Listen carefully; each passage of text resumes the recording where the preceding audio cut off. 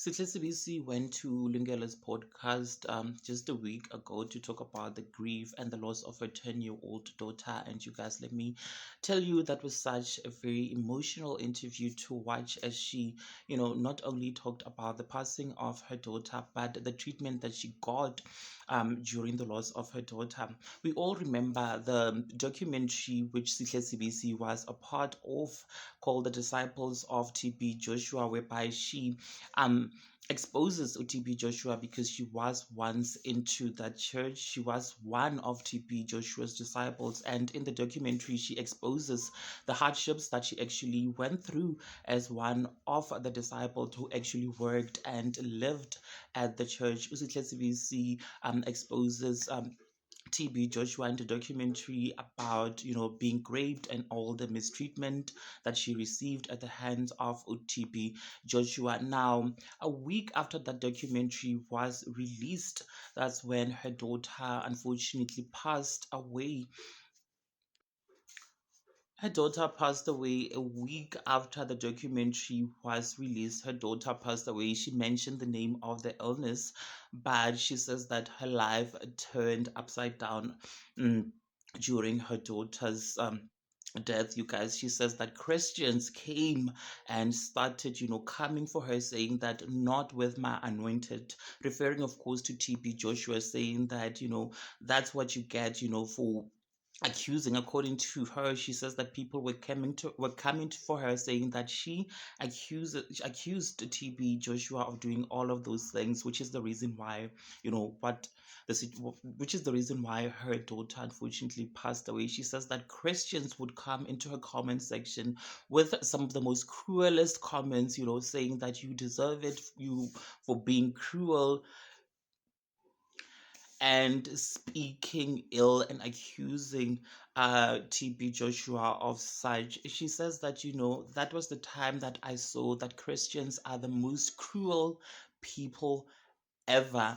Now, she also talks about her strained relationship with her mother, who is also, a Christian. She says that ever since she started exposing TB Joshua, her mother, who also attended the church, wanted nothing to do with her. Her mother and her sister. She says that her mother even has a restraining order against her. She says that when her daughter passed away, her mother didn't even know where Usitle lived. When her mother got the address, the first thing that she did when she got into Sitle's place was that she said, "Hallelujah, praises to God." Sitle says that at the time I was so shocked that my mother would be thankful that I have lost my. She said instead her mother came to her house, and then she said to Usitle and her son that, "Oh, I can only give you cabbage. That's all that I could offer."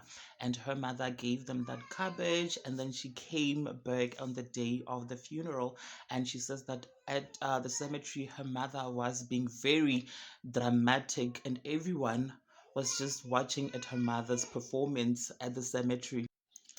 She also talks about, the negative comments that she has been receiving from bloggers. She talks about one particular or two particular bloggers from Zimbabwe who made up stories about her actually unaliving her daughter. You guys, please do make sure that you go to Lungelo's YouTube podcast to watch the rest of the interview.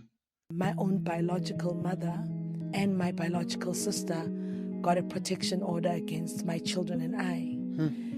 That's because I had already started speaking about the abuse that I'd been in. In the church? In the church. Because they are still in the church? Because they are still in the church. Because my kids would always ask me, why aren't we allowed to go to Gogo's house as freely as my siblings' children? Why is it that when we want to go and see Gogo, we must make appointments?